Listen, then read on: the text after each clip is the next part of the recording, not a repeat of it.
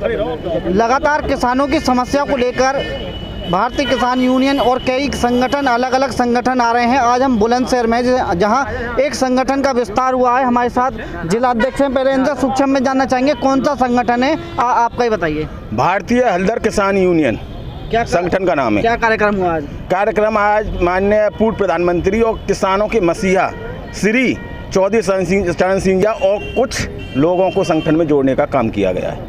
भाई साहब, क्या पद आपको मिला है और किस तरीके से अब आप किसानों की लड़ाई आगे लड़ेंगे? देखिए जी, मेरा पूरा नाम अमित कुमार गौरव ठाकुर, मैं पूर्व ब्लॉक प्रमुख अरनिया। मुझे तो किसानों की सेवा करने का मौका मिला है, क्योंकि पिछले 20 साल से राजनीतिक गतिविधियों में, सामाजिक गतिविधियों में मैं समाज के बीच में रहा हूँ। हमारे राष्ट्राध्यक्ष जी ने कहा आपको किसानों की लड़ाई लड़नी है। पद तो जो मेरे भाई सब सम्मानित, मेरे पूरी टीम, मेरे साथ जो लोग पिछले 10-12 सालों से 15 सालों से राजनीति में थे, सभी ने अपने आज दलों को छोड़कर भारतीय किसान यूनियन हल्दर में सभी का आज हमने ज्वाइन कराया है। किस तरीके से आप किसानों की जो लड़ाई है कैसे लड़ेंगे? देखिए, बहुत सारी समस्याएं हैं। किसानों की समस्या, फसल खराब हो गई है और किसान एक अधिकारी के पास अपनी बात रखने में सक्षम नहीं है।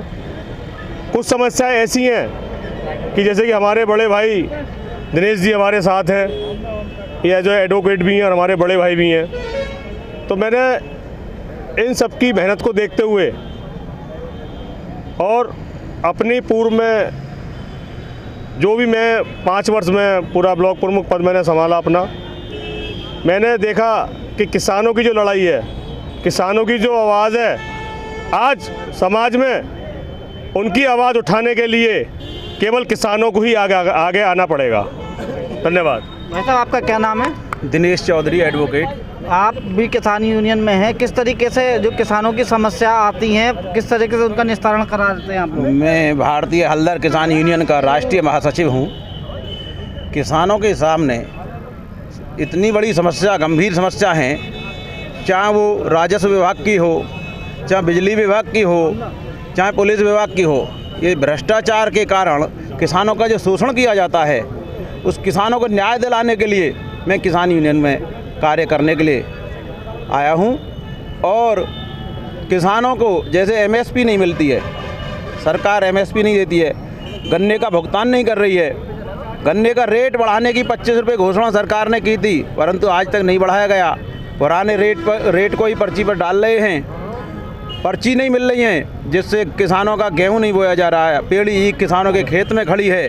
उन सब की समस्याओं को, उनकी आवाज़ उठाने के लिए मैं इस संगठन से जुड़ा हुआ हूं और किसानों की, गरीब मजदूर की आवाज़ उठाने के लिए ही हम कार्य करते हैं। एक लड़ाई दिल्ली में और हो रही है, वहां पर जो राष्ट्रपति को लेकर विवाद बयान क्या हुआ है, ये उस बारे में क्या कहना है आपका? वो तो उनके राजनीतिक मुद्दे हैं, उसके बारे में हमें कुछ नहीं कहना।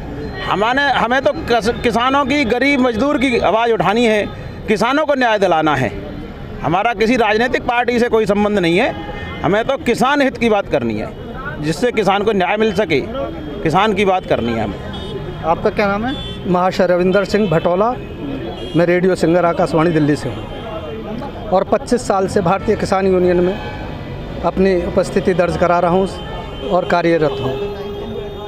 25 साल से किसानों की सेवा कर रहे हैं, किसानों की लड़ाई लड़ रहे हैं। धरने में भी शामिल हुए, जो दिल्ली पे धरना हुआ था। पहले भारतीय किसान यूनियन टिकैत जी की में मैंने कार्यरत था, फिर भानु जी की में हुआ और आज भारतीय किसान यूनियन हल्दर में हूँ, क्योंकि विचारधाराओं की लड़ाई होती है। जहाँ विचारधाराएं भिन्न हो जाती हैं, वहाँ से पलायन करने में फ़ायदा होता है। आज भारत के किसान की जो दुर्दशा हो रही है, उस दुर्दशा को हम सहन नहीं कर पा रहे, क्योंकि जो अभी वकील साहब कह रहे थे, बहुत ही सुंदर बात कह रहे थे। हमें किसान और मजदूर की लड़ाई लड़नी है, हमें किसी राजनेता से या किसी से कोई मतलब नहीं है। ठीक है जी। ये थे किसान जिन्होंने आज चौधरी चरण सिंह की जो प्रतिमा है ऊपर यहाँ पर पहले मालार्पण की है और उसके बाद संगठन का भी विस्तार करा है और इनका कहना है कि जो किसानों की लड़ाई है वो हमारा संगठन लड़ेगा।